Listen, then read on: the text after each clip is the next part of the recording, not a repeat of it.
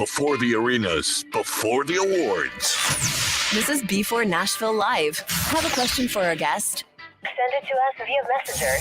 Here's your host, George Davis. And welcome back. It's another Thursday night edition of Before Nashville. You probably will recognize my guest tonight. She has been with us before, although it's been a little bit, but it's always a great joy to talk to her and see her. And she's been having a lot of stuff go on, and we brought her back out to join us again.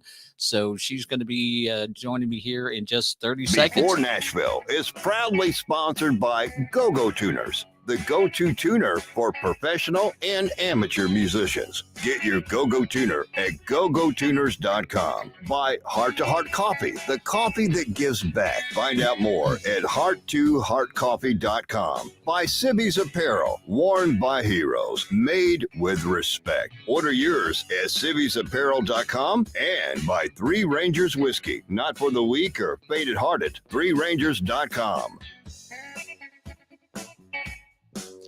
All right, you will recognize her from before. She's been on with us. She grew up singing and rapping to her mom's rap tapes in the back seat of the car when she was a young lady, and now she's all grown up and doing her own thing. It's Bree Morgan. Bree, how are you?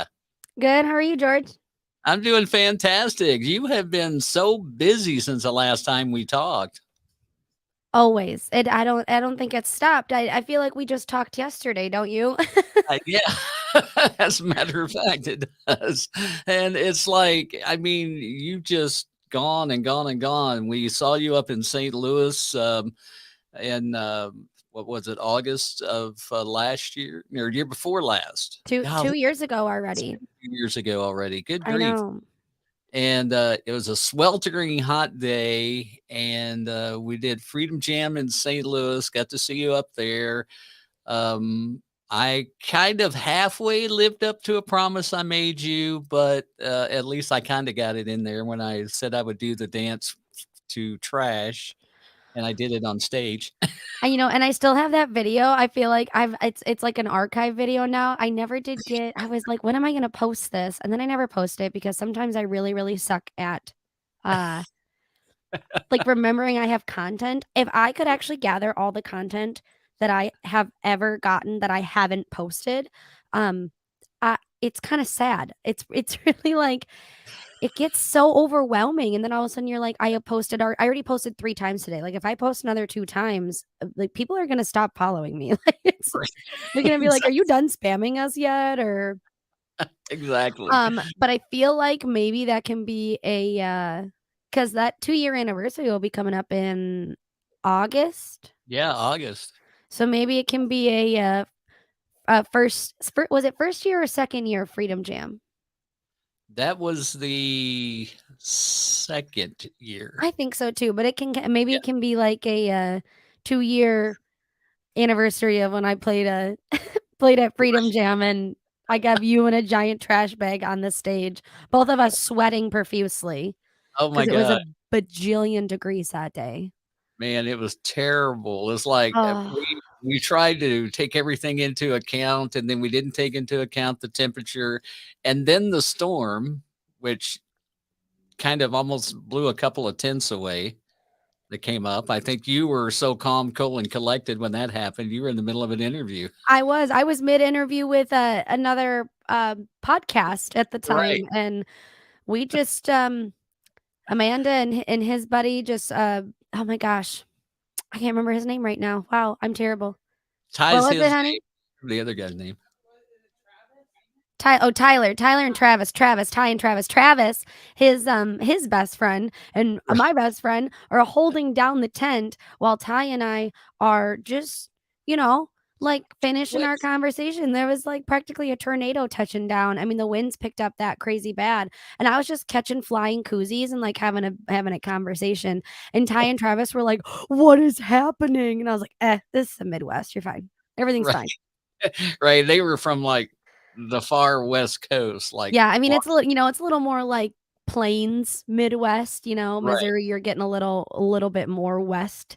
But I was Right. like, this happens all the time in Wisconsin. Like it could snow in a couple minutes. You don't know. Well, and anymore, Missouri's the same way. But we were kind of in a bowl that day because we were surrounded by hills. I mean, except on one side, and that was a way to get out. Yeah. And it So was if like you 100 and some degrees that day too. I was like, what is happening? Yeah, it was. I think we checked, and the heat index that day was like 110, 113. It was With no unbelievable. breeze until the storm rolled in. Yeah, and if you were on the stage, you were facing the sun, and it was just blustering hot. It was so You know, it's so terrible. funny the things you don't think of until it's happening, like which way does the sun rise and set? And like, you know what I mean? Like it's so simple. So like why would you think about that when you're like putting your festival grounds together? And then when it's happening, you're like, oh, so we should never face the stage this way ever again. Because we actually just cooked every artist that was up there. Right. And yeah, it was terrible. Oh, it was terrible. And it was a full day. And then you've been, I know you've been down to Texas and you've played a lot of places down there, and you've been to Kansas. And so you've been Missouri and Kansas and Texas and all over Wisconsin, as you always are. I mean, it's like, that's your home state, and you live up to the home state name because you play just damn near everywhere that will let you in Wisconsin. Absolutely. I love my home state. I love traveling all over the place, but yeah, Wisconsin is my home. Always will be my home in one Right. form or another. Now I was trying to think earlier, and I should have went back and listened to the episode from 2 years ago, and I didn't do it, but I kept trying to think, and I know we were talking because you talked about how you learned to play guitar, you're playing piano a little bit, and I asked you the one instrument that you wanted to learn, and I'm thinking it was a toss up between two that I remember. It was either the fiddle or the banjo. Yeah, probably the fiddle or the mandolin. That's what it was. The fiddle Yeah. and the banjo. So I did learn a little bit of fiddle. I actually learned it enough to play a friend of mine. I played Canon in D for her down the aisle at her wedding. Wow. Most nerve-wracking moment of my life. Genuinely, like I do not get nervous, but when it comes to brides, like, and I love doing weddings, but when it comes to brides, they're hopefully going to only walk down the aisle one time. Right. So when you get hired to like sing or play a bride down the aisle, not only is it like a huge honor, I feel like it is because like you love me enough to ask me to be a part of this super special moment for you. But then Right. it's also super nerve-wracking because like if I screw up, this is it. Like, Right. Right. it's like if they have a videographer, I'm screwed. If they are like recording anything, like I'm screwed. Like there's no like, oh, like did she mess that up? Oh no. You weren't paying attention. You were just staring at the bride. But like if they're recording it, oh yeah. Yeah. So I learned it Exactly. enough to play that, but it really hasn't like stuck with me. I haven't pulled it out. I haven't really been like, yeah, I want to get it out and do it every single day. Right. So no such luck there. Still playing the guitar a ton, getting a little bit better at that every day. But Right. I have a new instrument I would like to try come Okay. this fall. So surprisingly enough, I love jazz music. I really gotten into listening to like instrumental jazz while I work and like calm down, maybe like cleaning the house, whatever. And I played clarinet for 7 years. Right. And I was pretty good at it. I just like first chair in band and, did a lot of that stuff. So I really want to pick up a saxophone. I just love the sound of a saxophone, love the feel of it. I think it'd be cool to like get into some jazz music and kind of do that on the side so I can still really create music in a way that I already know how, playing like a reed instrument, and give my voice a little bit of a rest though. Right. And there's opportunities to incorporate that in your show. I mean, there's a lot of people that really like a good, you think about like, oh gosh, what was his name? There was a famous country sax player, Boots Randolph. Oh, see, and I should probably look this stuff up if I'm going to be playing a saxophone with country music. And I can't remember the songs that he used to the songs. He had one song that I remember people loved it a lot. Whenever I was playing in the band, we had a saxophone player and he would play that, and I can't remember what it was called, but people just loved that song. And it's I would say it's more to the older crowd, but I honestly, you might be surprised because for some reason my gauge on that is off at times about who likes what music, you know? Yeah, I mean, a lot of my demographic is a little bit older either way, so I feel like too just adding something a little bit different. I mean, there's actually horns. Mhm. Saxophone's not a horn, but there's actually horns and like other instruments being added quite a bit into different kinds of music. So I think it'd be pretty cool. Yeah, it would. I mean, and I mean, I don't know if the saxophone necessarily has been incorporated in a lot of country, but there have been like a horn slash brass section in a lot of the woodwind section in a lot of the, not a lot of, but in some new country songs. Yeah, like maybe like more ballad songs, stuff like Yeah. that. You'll see like string quartets and stuff on stage and Yeah. So that's pretty cool. That's pretty awesome. For some reason when you started talking about that and then it hit me about the clarinet and I just thought it's probably going to be a saxophone.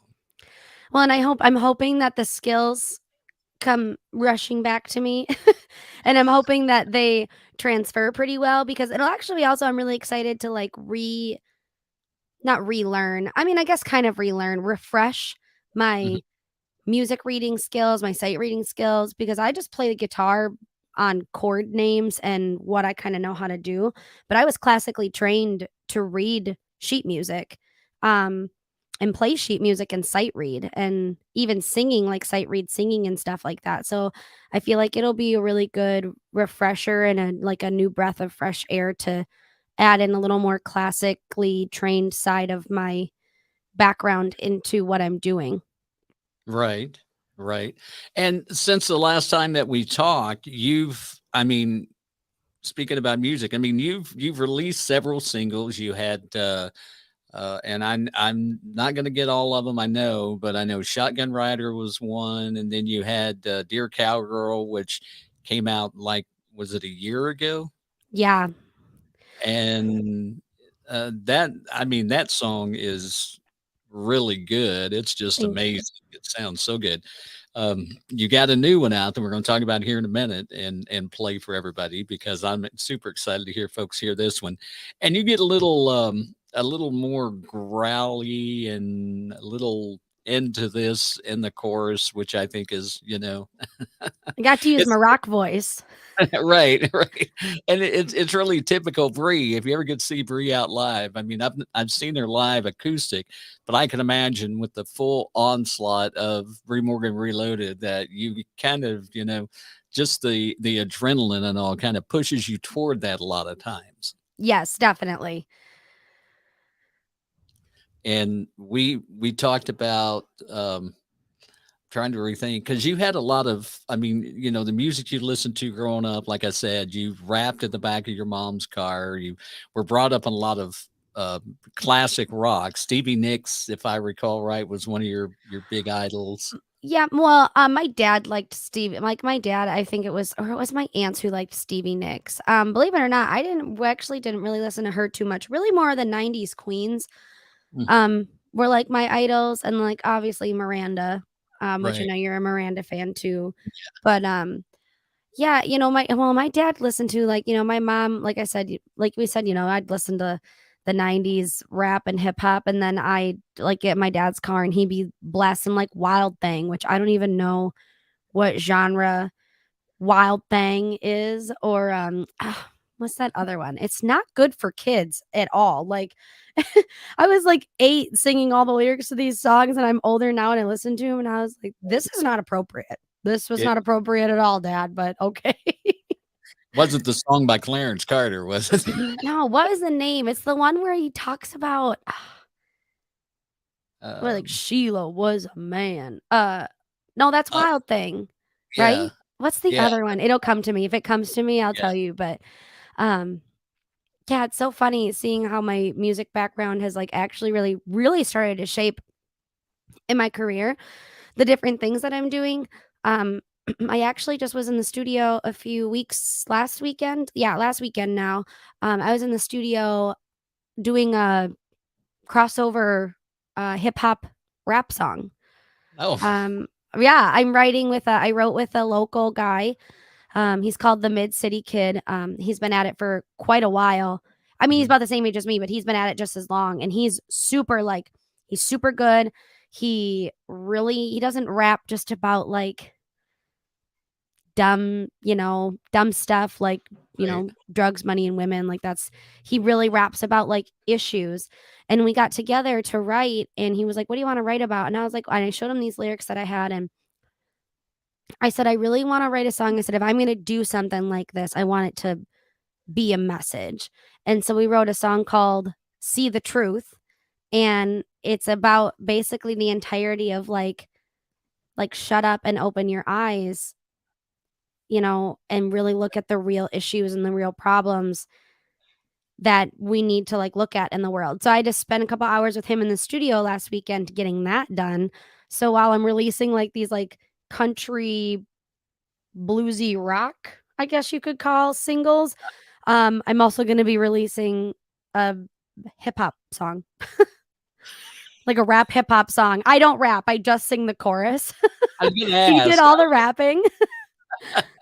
Maybe next time if I get more comfortable. That's his forte. It was so funny. Yeah. We were trying to work out the bridge, and I was singing to him how I wanted it to go. And I sang a part, and he looks at me, he goes, Did you want me to sing that? And I was like, "No, I'm sorry. You don't have to go Christina Aguilera on it. It's okay. I'm just showing you." He's like, "Good, because I can't do that." His That's face was so funny. He was like, "You want me to do that?" And I said, "Oh, no, no, no, no, no. I'm just showing you. It's okay." So I'm really excited for that song too. Like it's a the genre of like all the different genres I've been into right now is crazy. I feel like people tell you have to find a niche and a niche, however you pronounce the word. And I feel like you do. Like country will always be my niche and what I love and what I write. But doing these crossovers with these other people is really cool. Oh yeah, yeah. And that's one of the things I wanted to address because I know there's so many crossovers out there now, so many collaborations. Let's call them that, collaborations, be it with somebody of other genres or the same genre or stuff like that. Who's somebody that you would just absolutely love to collaborate with? Like same genre or different? Either one. Well, I mean, obviously I'd love to write with Miranda or like Ashley McBride for like a real like singer songwritery like storytelling song. I would Mhm. love to write with them.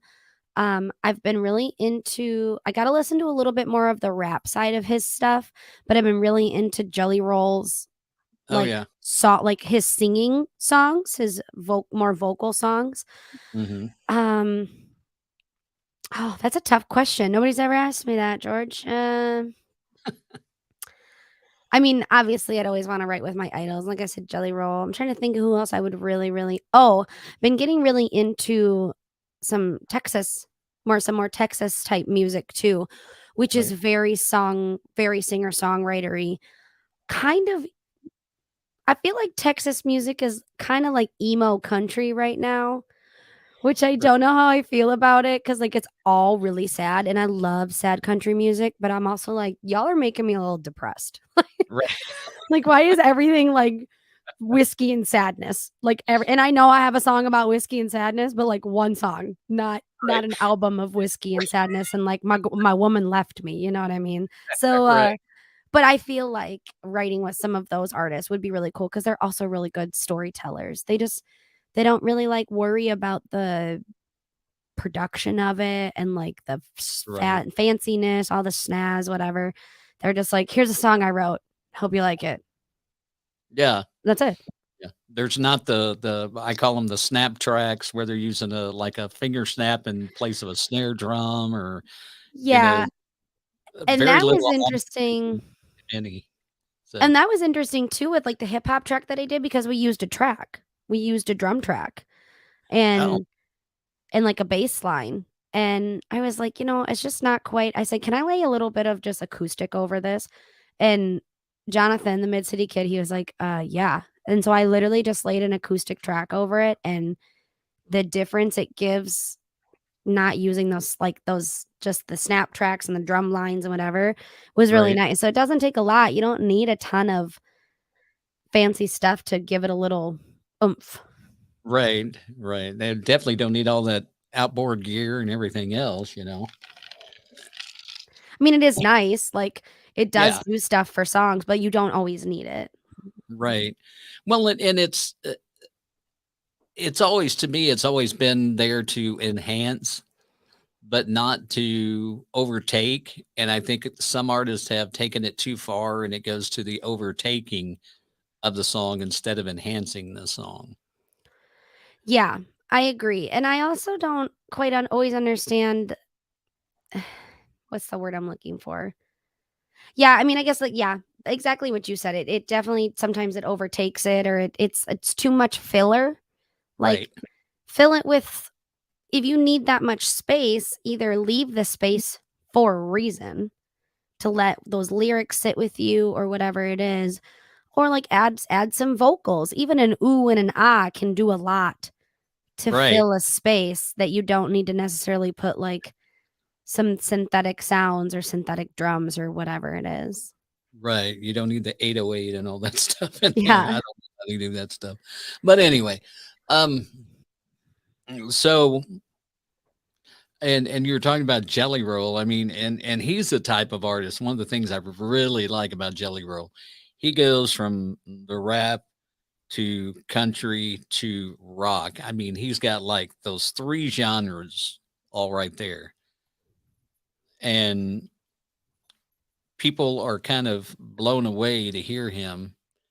And and I just think that that's part of his uniqueness about him as a writer and a performer. And I think, like somebody that collabed with him would be just super excited to have, to have so much to, I don't want to say learn from, but Oh I no, mean, absolutely. always Learn is the right word.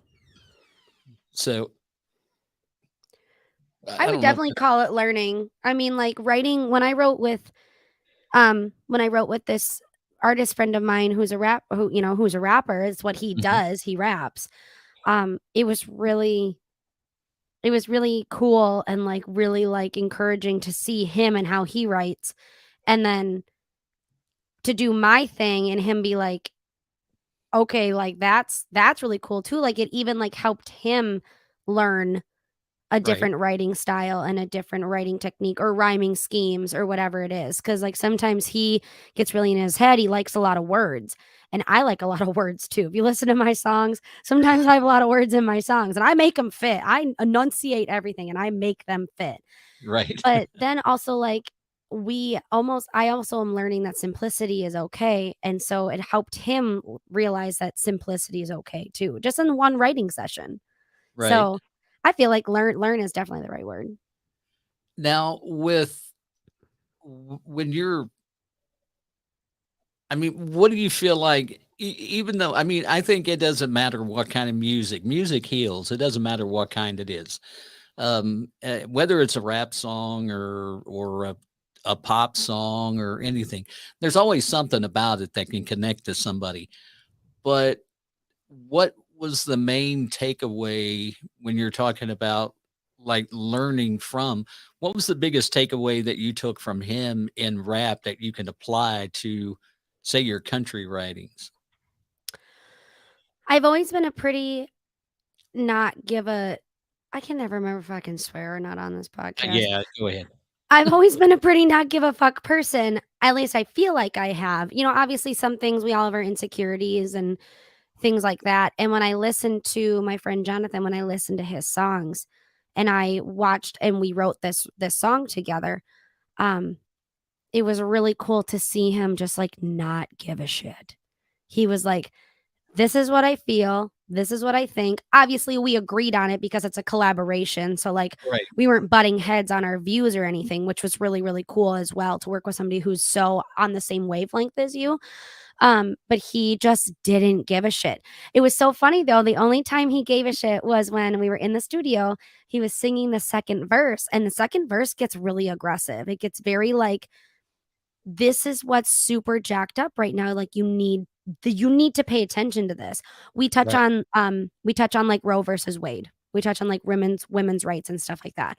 And he did a couple of the lines, and he was like, he stopped and he's like, Bree, what do you think of that? Like, is it too much? And I was like, this entire song is about how our like nation and people aren't doing enough and aren't showing up. So like, don't be afraid.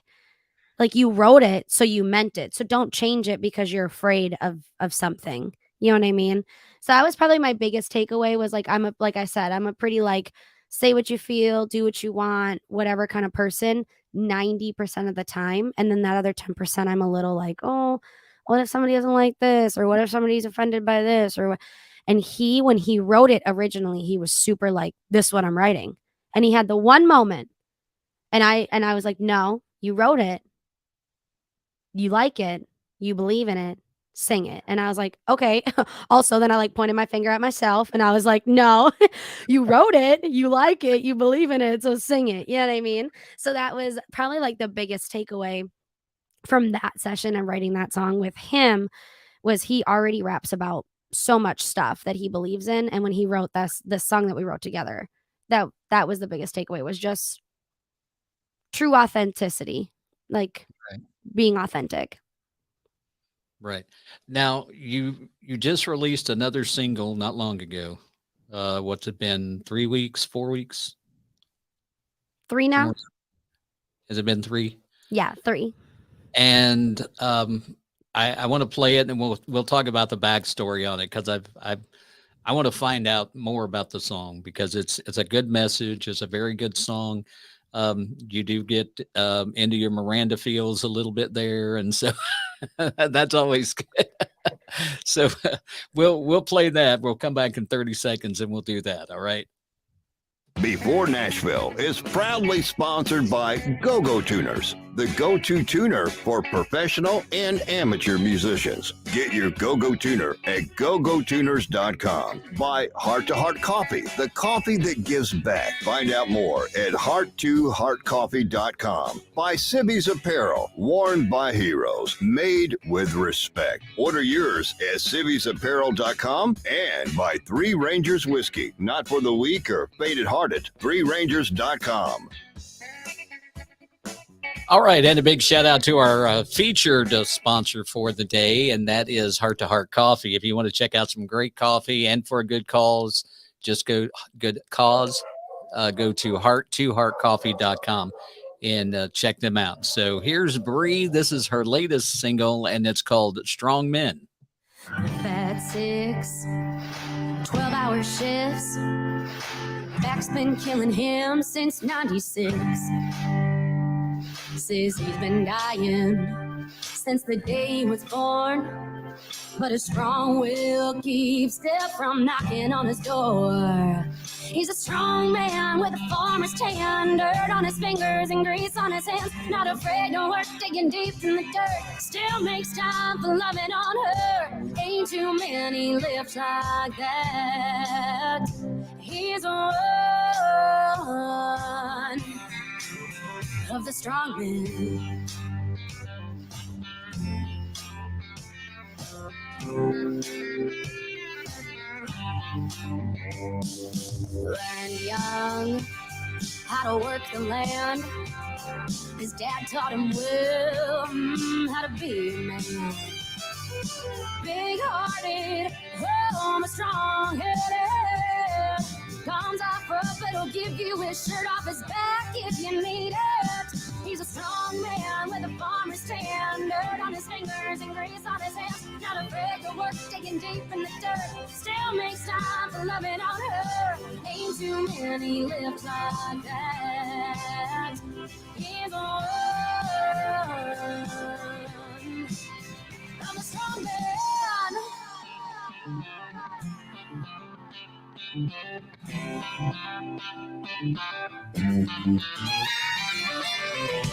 Granddaddy, oh, he's strong. Husbands work all night long. Brothers worked his fingers to the bone.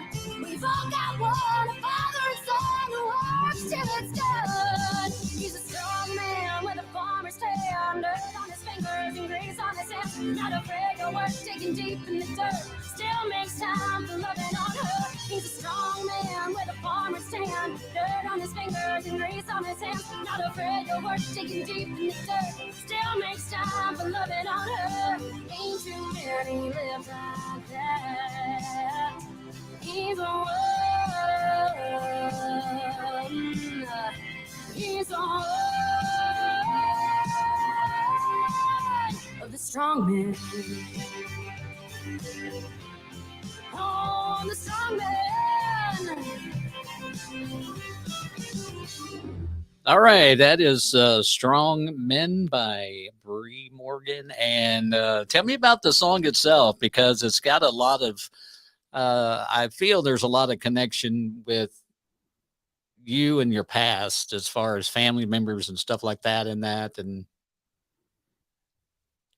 Yeah, so I mean, I wrote it. I had a lot of hardworking men in my life. At the end of the day, I really dedicate this song to my dad and my stepdad and my grandpa and a lot of other men in my family and my life that were in the military and stuff. In past relationships, I've been with hardworking construction men as well. And, like especially watching like my dad and my grandpa come home after really long days. My dad would spend, 18, 20 hours in the field sometimes during hay cutting season and stuff like that, and still come home and do their absolute best to like make time for their family as much as they could, whether it be, their wives or their kids or whatever it was.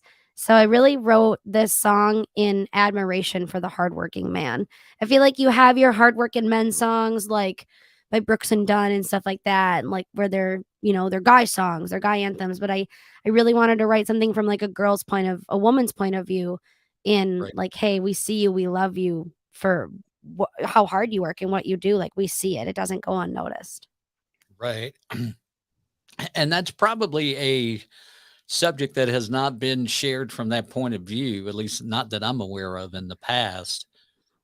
So much, not saying that it hasn't, but it, coming from a woman's point of view and the men in their lives, and it's just not something you hear a lot of for whatever No, reason. I'm really trying to I've genuinely been trying to think of, and if somebody has a song, like please send it over. I love new music all the time. I've been genuinely trying to think of some songs that really don't go from talking about like he works hard and then all the love he has for me. Like I wanted the love to be about the guy, about the men that are working. I wanted the love to be about them. And then, the one little bit about how he still comes home and makes time for her. You know what I mean? So like I Right. wanted most of it to be admiration for getting up early, staying out late, dirty hands, working hard. Like we see you, we love you for it, Right. So I feel like a couple songs that maybe would come to mind, names right now, don't quiz me. I couldn't tell you, but I feel like they get very much just like, oh, he really loves me. He really loves me. And he really loves me. He works hard. He really loves me. Like, and like I said, I wanted it to be about like, we love him because of what he's doing. Right. Right. Showing that mutual admiration and respect. I love that. That's always great. We've talked about, and I mean, I know you've played a lot of festivals and things like that, and you've even had your own kind of I don't know if you really call it a festival, but you had your own the barn. What was it The called? barn throwdown. Yeah, I mean, we called it a little mini hometown country festival. Our first one was 2 days. First one or second one was 2 days. Mm-hmm. But and I know you played those, but is there one in particular that you would just love to play? A festival that I just love to play. Mm-hmm. I would love to be on the main stage at Country Thunder here in Wisconsin. I've been on a side radio stage before, Right. and that was pretty cool. I would love, even if they gave me the noon slot by myself, like I would take it. I something about that stage that stage would be probably the space wise, like the biggest stage I would have ever been on. So that's Right. probably definitely like a bucket list, or like, like what I really, that's the stage I'd love to get on, is Country Thunder. Now, you talk about stage wise, that's been the biggest, but you've played, um, you've opened for Martina McBride and several others, and of course, I have to take that part of the notes down to switch over to something else, and I don't know what I was thinking as to why I did that. But I mean, Martina's one of the people that you've opened for, and you've opened for Craig Campbell and Joe Nichols and Jody Messina and Nico Moon, and just the list goes on and on. Is there one particular artist that you would, I mean, of say the artist we haven't mentioned, like Miranda, or I don't want to take Miranda out of the mix but I know she's one that you would definitely want to be on stage with at some point. She's the top one. I mean, I did tell the fiance. I said, we already have our wedding day picked out. It is 2 years from now, because my schedule literally goes out. Like, we have to actually book something that far out. Right. Um, I said, I promise I won't book a show unless Miranda calls. And then we're gonna have to move the wedding. Like, it's gonna have to be at the show. It is what it is. I'll perform in my wedding dress. It'll be fine. But somebody else that I would really love to open for. I feel like Trisha Yearwood would be Mhm. fantastic. Um, Kelly Clarkson seems like a wonderful human being. Oh yeah. Love to even meet her, be in her presence would be super awesome. Um, oh, I don't know. I mean, some newer artists like Lainey Wilson seems super, super cool. I like a lot of her music. I like her style a lot. If I pronounce this correctly, I do really like this new Texas artist that I found. I don't know if she's new, but like, she's new to me. Her name's Mhm. Kate Hasty. Really like Yeah. her as well. But I mean, I can't take my girl out of it. I mean, Miranda's the top one. Right. She's the Right. top one. I feel your pain. I can't take her out, George. I can't do it. She's my That's right. girl. I can't either because she's married and I'm married. So, we can't take her out as much as I'd like to. Uh, but you, um, you're still, I mean, like we talked about, you were like just bam, bam, bam. You're constantly on the go. You get very little time to do anything for yourself. But when you do get that time, what are the things that you enjoy for yourself more than anything? Kind of your decompression. I have gotten back into reading, which is really nice. I'm And very it's much, fundamental. yes, honestly, yeah, like, you forget how much it helps your brain on a daily basis. Like, and now I'm not talking about reading, like scrolling Facebook and reading Instagram. Mhm. That's not what I'm talking about. Like, Right? that doesn't help. Like, Dang it. as we're on a podcast, like watching this on YouTube and stuff, I'm like, put down your phone. But you know what I mean? Like, we have to start really watching how much time we spend on our phones and stuff like that. And I've really tried to, especially since I have to spend so much time, and you get this, George, like, so much Right. time creating content and pushing it out, whether it be the podcast or stuff for Freedom Jam, posts, this, that, emails, everything. It's not just social media, it's emails and all that, text messages, all that stuff. I feel like it really starts to weigh you down. Yeah. And so I've gotten back into reading, but I'm switching off. I'm reading, I really love fiction books. I'm still a preteen girl for love stories at heart. So, like, books like Twilight will always be my favorite. It's my guilty pleasure. It's okay.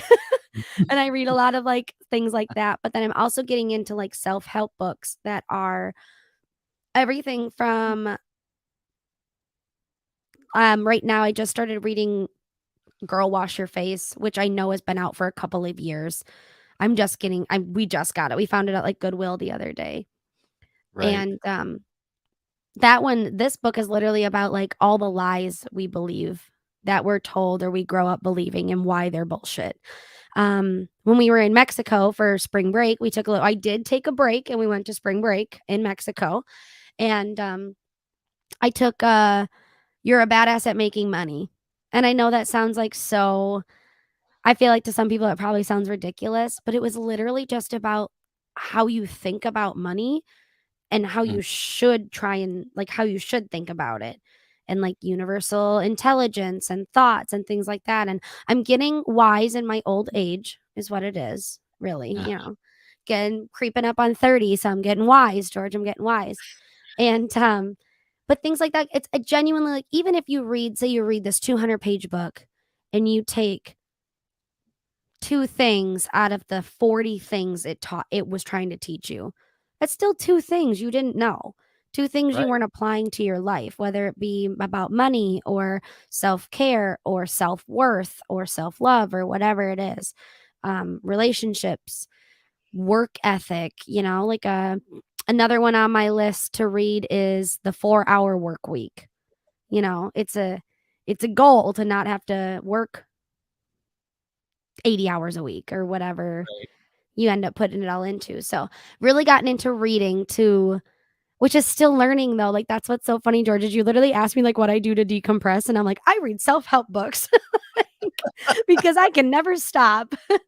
So definitely like my fiction books. Love a good bubble bath. I got some stuff for Christmas. I know it's 5 months already since Christmas, but I got some stuff for Christmas to take some good bubble baths, and I still haven't done it, so maybe I should do one of those. Little self-care, good mud mask. It's good for the Mm-hmm. skin. And I drink wine. There you go. That sums it up. I mean, Uh, I've kind of like the book reading. I don't do a lot of reading that I consider to decompress because it's so much business related. Because I mean, since the last time we've talked, I've I've started my own business and we've talked about it. And so I'm trying to learn different things of how to handle not just that particular type of business, but a business in general. I've got some business experience and some business knowledge, but um, friend of mine just posted this. I got to share this with you. I hope you can see it. yes. Oh, I'm reading the chats too. George, you need a mud mask and please leave it on for a long time. I saw his Stagecoach comment. That would Yes. be a cool stage to be on. Stagecoach would Yeah. be bomb.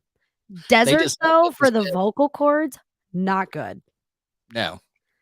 Why they pick like the driest, windiest place to have like 2 of the biggest festivals ever, I will never understand, but to each their own. They still Yeah. make a shit ton of money. Yeah. Exactly. So, outweigh it. A little extra vocal rest, a whole lot more money. Hey, Ugh, it's there's not really a whole lot of thinking on that one, I wouldn't think. I But know. It's so windy and deserty though. But yeah, like I get what you mean though, George. It's hard to when you're a business owner, which you are, and like that's what I'm my own business owner. I own myself as a business. Um, yes, you need downtime, but it's also so hard when you do have a couple of peaceful moments to not want to read a book or watch a master class or whatever it is that can help you better yourself and your business and your craft and what you're doing, because most of the time we don't get downtime. I can't read an email without, sometimes 6 different people talking to me. So, or a text message or another email, and I get very distracted on. So, it's like downtime is when we actually get to sit personally, like sit and really actually consume what we're trying to learn to better ourselves. So maybe Right. we can have a little extra downtime at some point. Work smarter, not Right. harder. Exactly. That's a motto I've tried to live by, but sometimes it just don't work out that way. I know, It I know. Sometimes I catch myself really doing it, and sometimes it's like, oh goodness. Yeah. Yeah, I'm very much in trying to, make sure I can get as much of that done as possible, but again, it doesn't always work out that way, which is all right, I'm gradually getting there. I will eventually get to the point where it's like, "Oh, crap," "Let's just pull back the reins a little bit," and, but, I've got my wife, our home, and all that stuff, and it's just like, it never ends. It doesn't matter, one way or the other, but I'm trying to do the best I can to where, you know, especially now with the way things are, it just seems like everything is so, inflation and everything just costs Oh my more. gosh. Trying to pay for everything and then just ridiculous. I mean, just like fuel and that kind of stuff. We're And trying to save for a house while still afford rent, and, of course, it's at a time where I'm like, I don't wanna sing 5 days a week. It's so physically and mentally exhausting that yeah, I don't always give my best performance, which isn't fair right, to the venue owner or the festival owner or whatever it is, the private event, and then so I'm like, "I'm not gonna sing 5 days a week, and I'm gonna, take care of myself," and then it's like, "But your rent's outrageous, and you wanna save for a house that you can't even afford right now because the interest right, rates are too much." Cool. And if you don't have a 1,000 credit score, you're not getting a house anyways. exactly. Fantastic. That's always fun, Sign me It's up. Where do I sign on the dotted line? Like, I'm gonna have to have a firstborn child just to sell it to get a house. Like, which I know is a terrible joke, but, like, come on, like, it's true. but It's it's so true. like, does Yeah. anybody need a kidney? I don't Yeah. I'm pretty You healthy. I'm better sure I be could live careful. You with might have one. one takers on that. Oh, listen, Oh, $100,000. right, there you go. It's gotta be worth something. Yeah. It'll be an okay payment on a house. Actually, I mean, that would be really good payment on a house. We don't need Yeah, much, but it's right. just crazy. Yeah, right now trying to work everything, everybody's just trying to get by, and I know that this hasn't happened. Has this ever even really happened at this rate? I Mm, mean, in history, I know inflation's always been a thing, but I feel like in my now, 28-ish years or so that, like, I feel like this has been crazy. yeah, it has. It's been unbelievable. I I mean, don't know why you would ask me that. I mean, I'm a couple of years younger than you are, but what okay. just like, I don't know, I'm only in my early 20s. Right. I've got kids older than I am. So, yeah, it's been a very interesting balance. Trying to balance everything right now has been Yes, rough. it has been. And with that, how much has that affected, like, your normal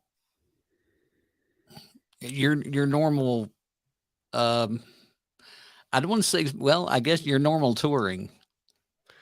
Believe it or not, if I wanted to play 8 days a week still right now, winter's a little different. Winter, spring, fall, in Wisconsin, Mm, it's a little different. Um, but, like, especially come summer, my summer's been booked full since roughly February, March, give or take a couple of random dates that didn't work into, like, routing or whatever. But right, at the end if I wanted to play Monday to Sunday every single week, I could, which is right, crazy. Um, there's just a lot but I've had a lot of new venues reaching out too, which is kinda cool. I did a thing this year where all of my venues got 1, maybe, depending on their location and what dates they were interested in, 2 dates. That's it. So I'm almost playing a different venue every single day, wow. Memorial to Labor Day weekend. Wow, that's pretty cool though, because that opens up more of a fan base for you when you're playing. Exactly. It was a little uncomfortable booking at first because usually my summer is booked up. Oh my goodness. Usually my summer is booked up like before January is even done. Hmm. And but that's because my venues want 3, 4 dates, which I love. I love that. Thank you so much to my venues. I love that. But it really wasn't leaving me opportunity. It wasn't leaving me new places to go, new private parties to book, Hmm. whatever it is. So I said this year, everybody gets from roughly May to October, give or take, 98% of my venues got one date, Mm. which is crazy. But it worked out. It worked out really well. I'm playing a bunch of new places. Um, Scheduled it pretty well. There's a couple times where I'm driving 3 hours one way and 3 hours the other way the next day, but kick myself in the ass for that the day that it happens. Good thing I got a good chauffeur now. Right. Well, but when you do that, it takes you out of that comfort zone, and that's one of the things that I've with this new business that I have, the people that I work with, that's kind of what I tell them. I want to get you out of that comfort zone where you don't feel so bottled in. You want to expand, you want to grow. I want to play all 50 states. I want to. Yeah. I want to go there, and I'm willing to do the work. And I mean, we chat about traveling and shows in different states and stuff all the time. And sometimes you have to sacrifice a little bit to do those things, but I feel like it pays off. Like Right. I've got friends from playing some shows in Missouri and Kansas and stuff this last fall. I've got friends there now. I've Right. got, I've got venues that message me or, comment on stuff. When you going to come back? And I'm like, man, I'm trying. The schedule's full again already. Like I don't I said I'll get back. I promise. But that's so cool because you just had to sacrifice a little bit of time and a little bit of really put a little bit extra energy into something, and then it paid off because now they can't wait. So You almost feel like you have to get a pilot's license and buy a private jet, and then that way you do a gig here and you fly down and do that one, and then you fly over here, and you don't have to. Won't I mean? I don't know if it'd be any cheaper than actually getting a flight. By the time you oh, buy fuel and I stuff. But know. Don't even get me started on that right now. I don't understand. Somebody needs to get these airlines under control because I'm yeah, over it. Price gouging is outrageous. oh yeah, Outrageous. And those bastards won't give you your money back if you book like a basic, which is already outrageously priced. right, If for some reason, we had an incident where I had to try and cancel um a flight that Amanda had that she wasn't able to come on the trip anymore and whatever. And she was able to get a flight credit on her end for the one that she booked, but I wasn't able to get a flight credit on my end for the one that I booked for her. And luckily they were cheaper flights, but I'm like, I'm still going to give you my money. right. Like I want a flight credit. I don't want my money back. But they're like, nope, if you book a basic, you have to book like the next one up, which is like another $80. And I'm like, just keep my money. I don't care. I'm like, go away. Like Right. I'm over you. crooked as fuck. Like, go away. God.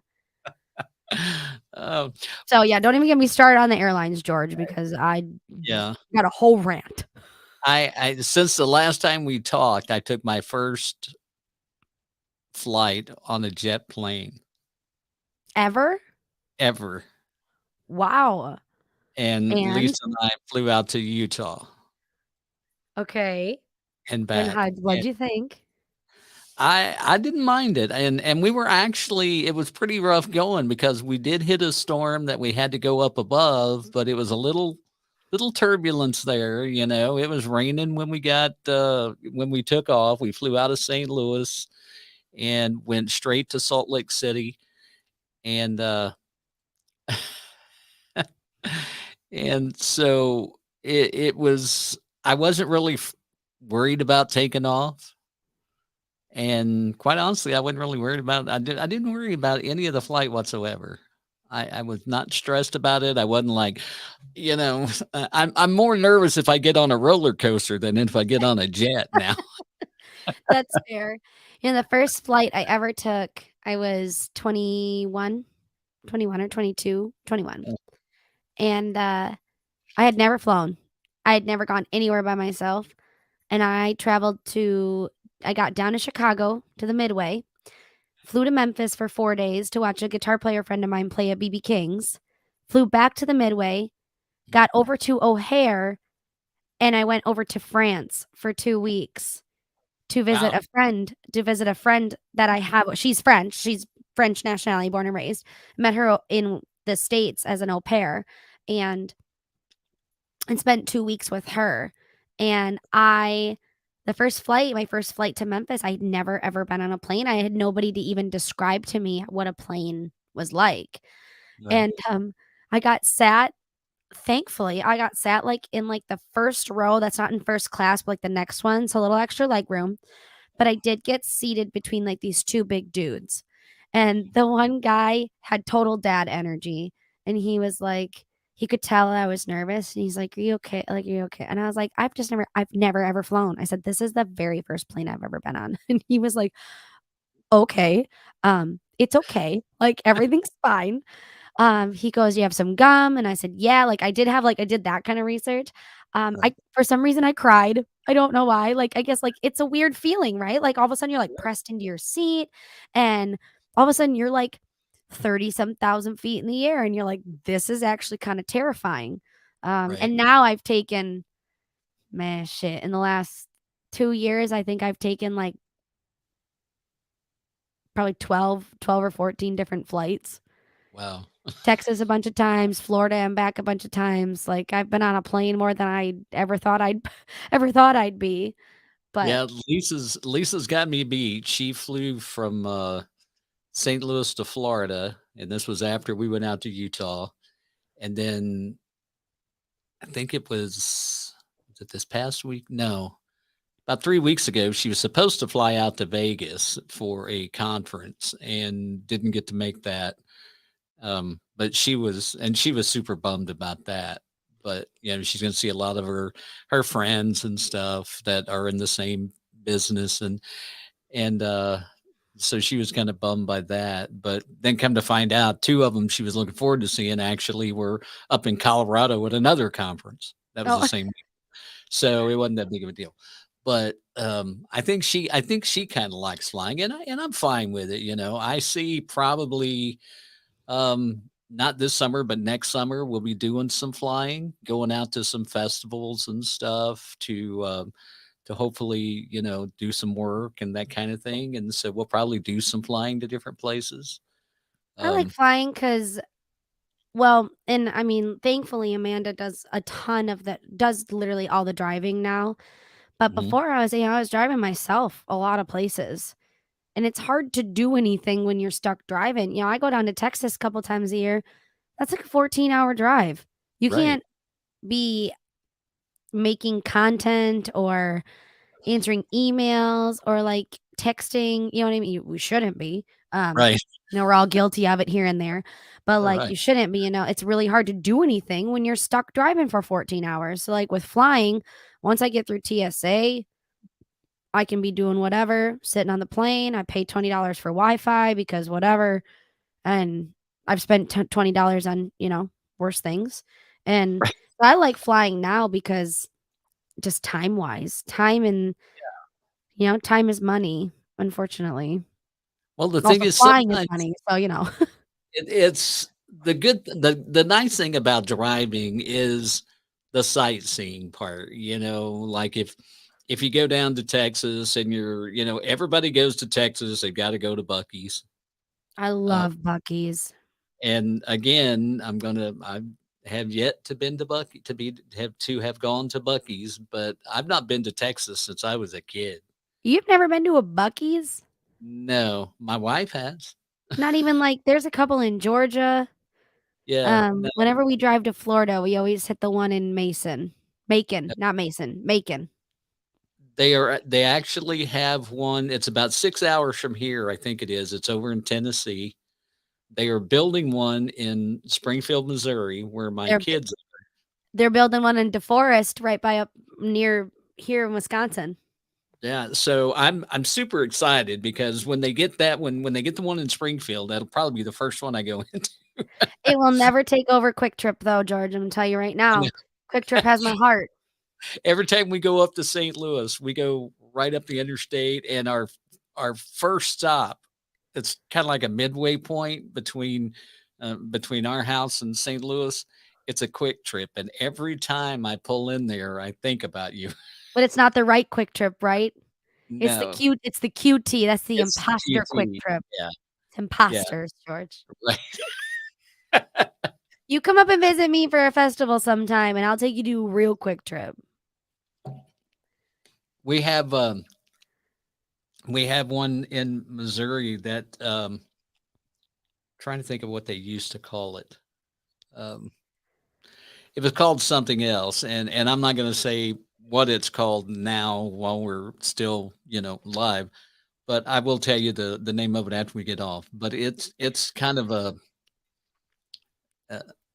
non-desirable place. Non-desirable. Well, I was going to say gentlemen's club, and some people think those are desirable, so we'll Yeah, leave it at no, that. it's not it's actually a stop, and that's not what it's called. But yeah, that that probably would be a bad idea. I mean, you'd probably get a lot more people stop there, but